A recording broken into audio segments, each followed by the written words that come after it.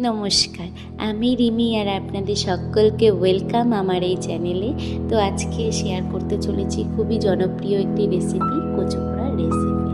ফার্স্টে আমরা শোলা কচুটাকে কেটে তারপর তাতে তেল মাখিয়ে লো ফ্লেমে ভালো করে পুড়িয়ে নেবার পরে ওটাকে ঠান্ডা জল দিয়ে ভালোভাবে ধুয়ে তারপর গুট গুট করে কেটে মিক্সি বলে দেব। পেস্ট করার আগে একটু কাঠখোলায় কালো জিরে, লঙ্কা, আদা একটু ভালোভাবে ভেজে নেব। ওই মিক্সি বলে আমরা এই ইনগ্রিডিয়েন্টসগুলো দিয়ে, যেমন কালো জিরে, কাঁচা লঙ্কা, আদা আর কচু কুট করে কেটে ওটাকে ভালোভাবে পেস্ট করে নেব।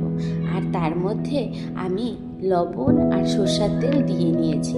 আপনারা চাইলে সার্ভ করার আগে দিয়ে নিতে পারেন। তো খুবই স্বাদ হয়, এটা এত টেস্টি হয়, মানে কি বলবো।